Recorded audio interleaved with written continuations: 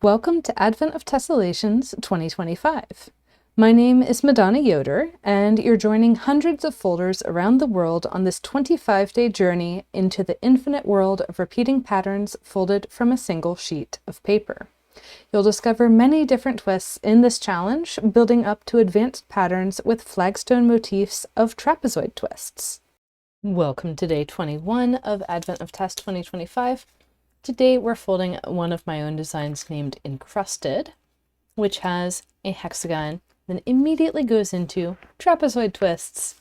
So we've graduated from triangles and trapezoids and rhombian triangles and trapezoids. Now we're doing hexagons and trapezoids. And there are many fewer twists on the paper than there were the last 2 days, but I will say there are going to be some advanced wraps. So that'll make it a bit more challenging, particularly because it'll be wrapping kind of in a way that's hard to see. But this is a really cool motif. We're back with flagstones, back with trapezoids in 6-fold symmetry. It's not the same on both sides. That would be a minor miracle. But we can go ahead and dive in using our 24 division triangle grid on a hexagon. So this is the same grid we've been using for the whole series, same grid we'll continue using for the rest of the series. And if you need a tutorial on the 24 division triangle grid on a hexagon, I would strongly recommend starting earlier in the series, but you can find, or starting with a pattern that's earlier in the series, but you can find that tutorial when you sign up at training.gatheringfolds.com/advent. So let's go ahead and get started. I'm putting a closed hexagon twist in the center, which means my mountain folds are going straight out to my corners, and on the right hand side my valley is 1 grid spacing above.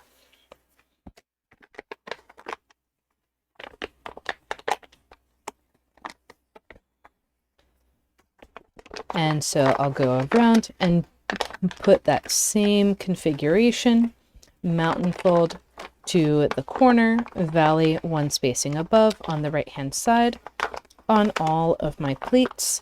Notice that I'm using my table to hold these pleats in place, and I'm letting the center be very 3D until it's time to get the twist all the way rotated around. And this is the closed hexagon. I'm going to leave it with 2 spaces above 3D above the table, and then I'll tap it, grab it, and give it a sharp twist, making sure that my mountain folds that are coming in are going straight the whole way. So I'll zoom in on that, and it'll come out a little bit wrinkled, but like you just saw me do, you can go around and lift up some parts to help the folds get back on the grid lines, and pinch out the corners, and then the bone folder is really helpful as well. So for our next twist, like I mentioned, we're going straight from the hexagon to the trapezoid, and we're going to have the valley fold of the double depth plate 1 space out from this existing folded mountain. So we have the existing mountain, 1 space out is the valley, then 2 spaces further than that is the mountain of our double depth plate. That mountain fold will continue back and be the mountain of our middle single depth plate as well. And on this side, the valley fold of that plate will be 1 grid spacing above. This will cause a plate overlap. And then I will have my 3rd single depth plate hitting 1 space further out than my 1st single depth plate on that mountain that goes all the way through. So 1st single depth plate contacts the middle mountain fold and then 1 space further out. is where the mountain of the third single depth pleat is. And even though we set this up like it was tube pleat spacing, with the valley one space further out than the mountain, we will see an overlap here because we have two spaces between our valley and our mountain fold on this double depth pleat. With that trapezoid in place, we can press from the top to squash.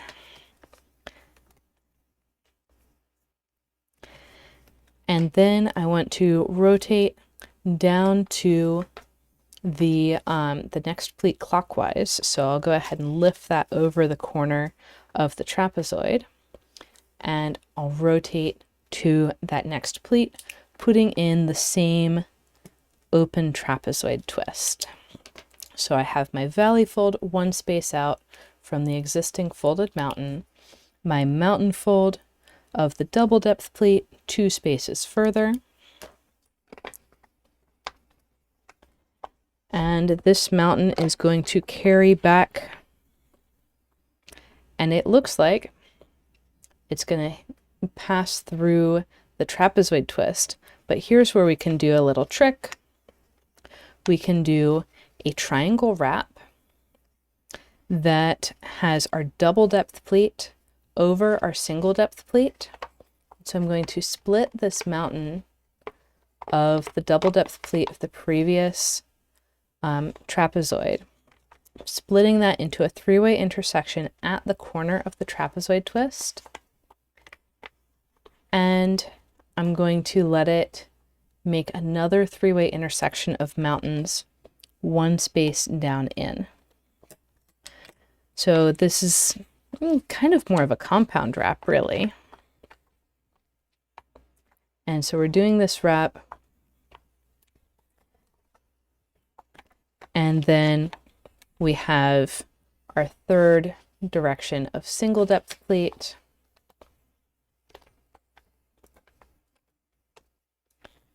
and we can squash the new trapezoid twist.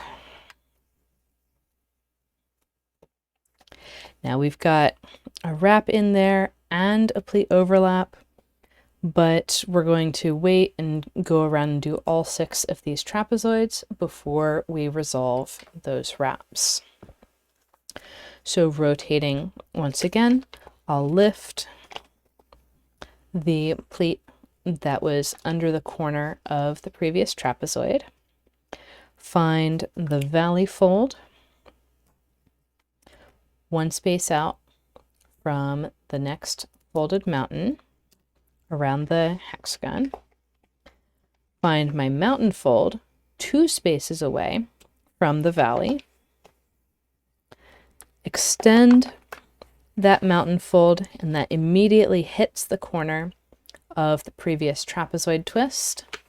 And I'm going to wrap one space of this double depth pleat around this new pleat, and then put in my remaining single depth pleat. Notice that if we're looking at just pleats going in this direction, we have the mountain fold from the wrap, the valley, 2 grid spacings, then the mountain of the third single depth pleat of the new trapezoid, and another valley.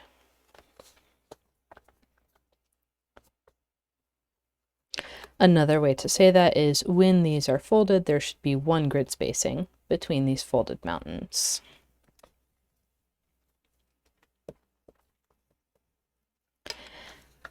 And I will go ahead and repeat. These next repeats I'll do quickly because we've already seen the instructions for this a couple times.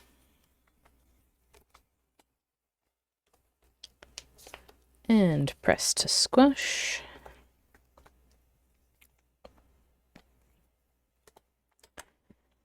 And for this one, my valley is coming through and it's laying along the same grid line as this folded mountain. I'm just going to let it pass through. And you'll notice that time I didn't lift this pleat up above that corner first. It just did that when I opened it.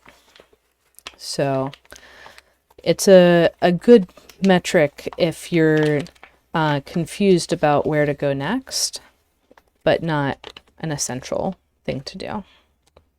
And then we can press to squash.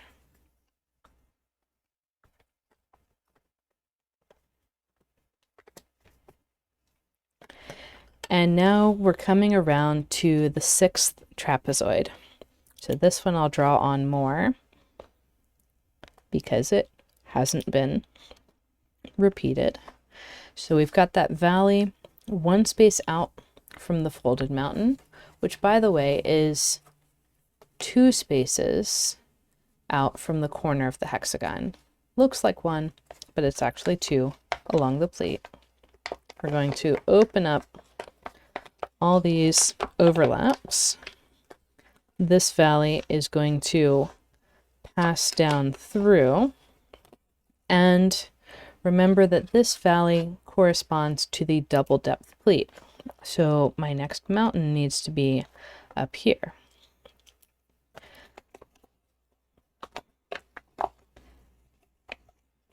I'm going to find my mountain fold of the middle single depth pleat, which, if we keep this previous trapezoid folded, is going right under the corner. And I'll do that wrap. Notice there's this pleat coming out this way and this pleat down here. That's taking care of both of the spacings of the double depth pleat. Then we can get our 3rd single depth pleat for this new trapezoid, but we still have to deal with the wrap on the other side. And this time we're splitting that mountain fold of the double depth pleat, making sure to split it right at where the corner of the twist will be, making the 3-way intersection, passing that down through. And if we want to be really pedantic about things, if we want to make all of our overlaps exactly the same, then we'll go in and say, hey, this pleat needs to happen first before the 3rd single depth pleat from our first trapezoid. So that'll make all the sides the same, and we won't have to worry about like, oh, which side is this? We just flip the paper over and they're all the same. And so we can squash our 6th trapezoid around the central hexagon. We've got our flagstone motif. I mean, we're going to add some triangles to the flagstone motif, but we've got our ring of trapezoids, which is really cool. And we've got a whole bunch of pleat overlaps. We're actually going to arrive at a place in a couple of twists where there's no more pleat overlaps. So that's fun. I'm going to grab one of those sets of overlaps and flip over. And the first thing I'm going to fold is a trapezoid twist on this side. So I need to find my double depth pleat, and I'm taking this set of overlaps and opening it up. And that is showing me, oh, this is the double depth pleat coming out of this trapezoid on the other side. I needed to restore it by opening up the pleats. And then I can say, hey, well, that mountain fold is going to go out the other side and be a mountain over there for the middle single depth pleat. I've got my first single depth pleat, and this is my second. I'm looking for those 2 triangles of the puffy hexagon star. Great, I've got my trapezoid twist, but there's still this odd situation going on over here.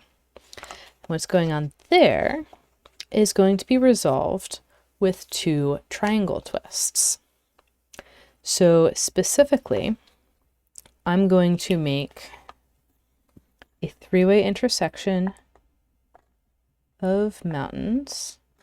It's always hard to draw on the mountain folds. And specifically, I'm going to have this mountain fold one space away from the mountain fold of the first single depth pleat of the trapezoid. This is going to run right under this corner of the trapezoid twist. And so I'm going to do a triangle wrap.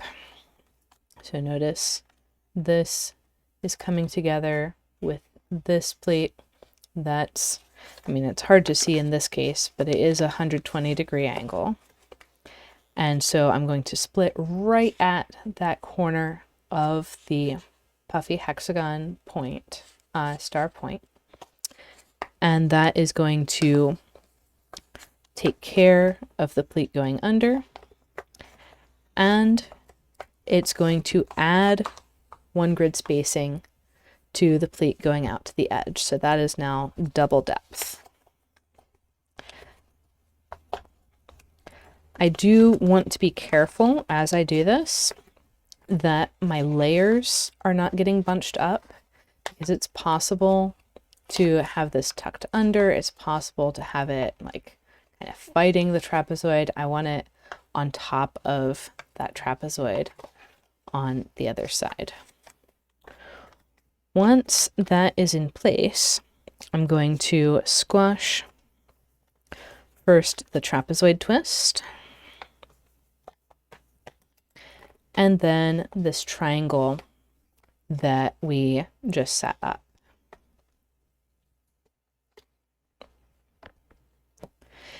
And we'll come back to the triangles on the other side a little bit later. From there, it doesn't make a huge difference which way around we go, but we'll see that one corner of the triangle is going to get covered by the trapezoid. So I'm going to choose to go counterclockwise. And again, I'm going to start by opening up my pleat overlaps.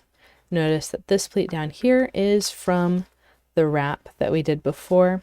So we're opening it up. We're finding that this pleat coming out parallel to the pleats from the hexagon. That is our double depth pleat. And we're going to locate all of the pleats of our trapezoid twist and then set up the triangle up above.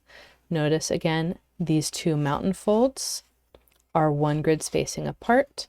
This one is going 2 spaces from the three-way intersection, and then it's stopping at the valley of the middle single depth pleat.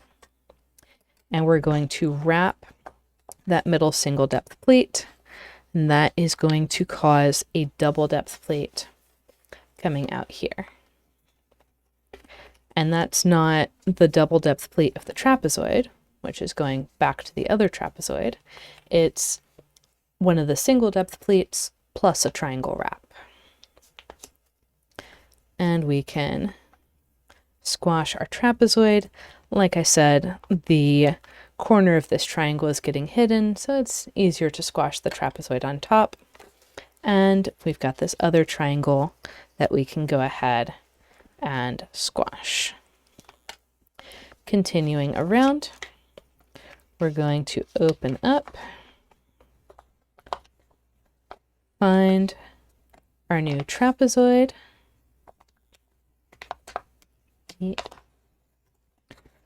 find our new triangle above and triangle wrap below,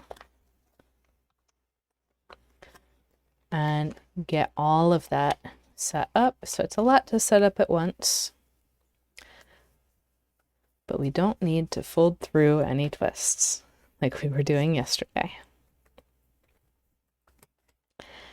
And squash the trapezoid and the triangle. And you can see that these setups and squashes are fairly independent. So I'm just remembering to lift that other pleat out from under the triangle, and I can find my double depth pleat, find that middle single depth pleat, find my third single depth pleat, then go in and put in the triangle and triangle wrap. Again, making sure that the layers on the triangle wrap aren't fighting anything on the other side. And then squash the trapezoid and the new triangle.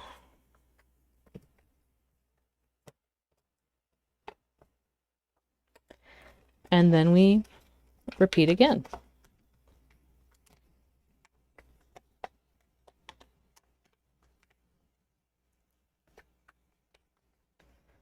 And you can see that the way that I'm setting these up when I'm moving at my own speed is a little bit different than the way that I set it, but that's because I'm holding more of what it should be in my head and then going straight for what it should be instead of the easily identifiable features. Then for this last one, again, remember, pull out from under the triangle. So here already I'm seeing like, okay, this thing that's kind of pinching up as a bow tie, that's actually the trapezoid. And then I can get the triangle above and triangle wrap. This time notice that that triangle, when it's laying down, the tip is right under the corner of the next trapezoid around. So it's the same exact setup. We just see slightly different things around it. And then we're gonna flip that free pleat and press to squash. Notice I'm tucking a finger in there, lifting up as I squash. I could also probably squash directly from the top. And getting all of those twists in place. These are all the twists for the back side. Then we can come to the front and take those triangle wraps, and notice they're all double depth. We're going to fold one grid spacing over. So keep the layers together, fold one grid spacing over. We did this actually quite a bit the last 2 days. And press to squash.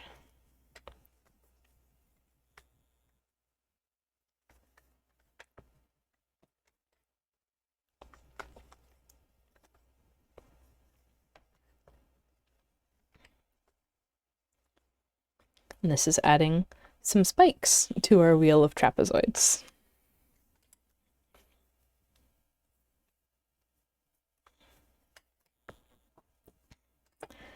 And there we have it. Another pattern in the books. This one's named Encrusted. And there's quite a few ways to repeat this pattern. There's 4 of them in the ebook. I'm going to show off some backlighting.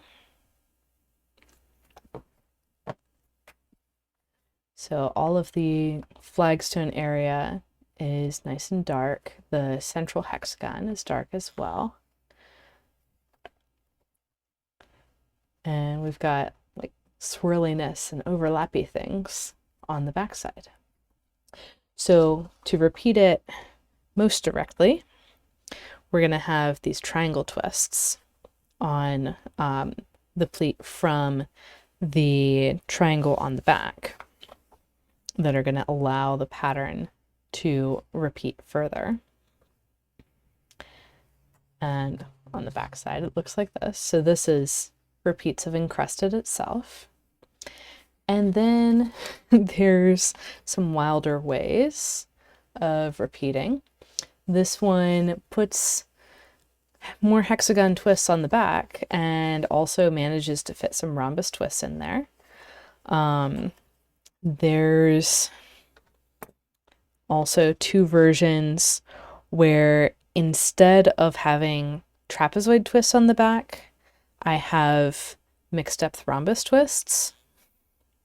And then those triangle spaces actually are triangle twists. They're double open triangle twists with their corners tucked under the mixed depth rhombi, which surprisingly I got away with just air folding instead of pre-creasing everything.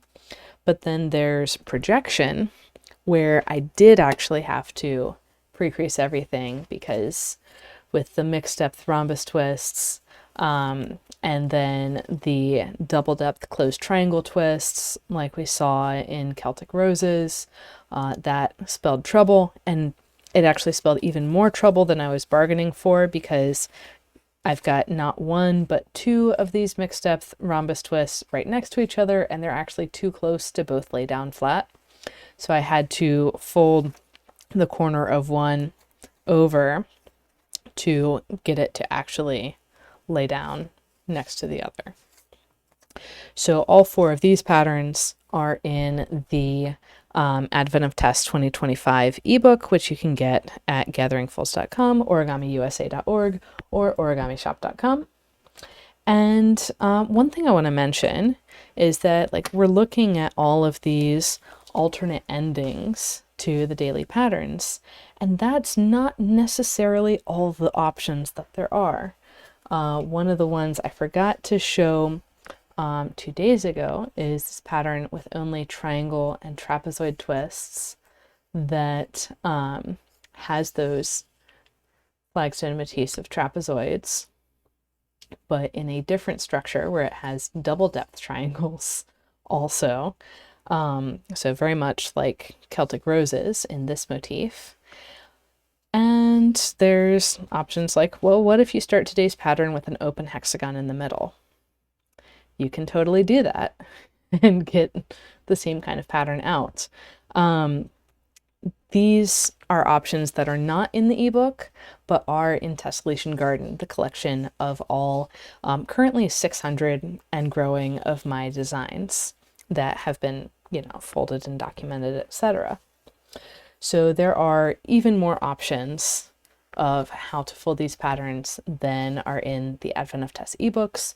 I also often come up with new variations on these patterns during Advent of Tess, which is too late to put them in the ebook.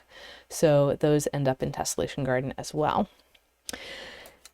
So that's all for today's pattern. If you'd like to learn more about designing in this style, definitely check out Advanced Twist Techniques at training.gatheringfolds.com. And I want to show tomorrow's pattern before we move on. It's the same stuff on the front, with the exception of the closed hexagon, which has migrated to the other side. So we get more density between those trapezoids on opposite sides. We keep these little snow-capped mountain motifs, and we actually spread things further out so the triangles aren't tucked under the trapezoids on the backside. So that's what's going on tomorrow. And I'd love to see what you folded today. Definitely tag me at Gathering Folds on Instagram or Facebook, and also definitely post on my Discord server, which you can get access to when you're signed up for emails at training.gatheringfolds.com/advent. And yeah, I'd love to see what you do with it. So happy folding, and see you tomorrow.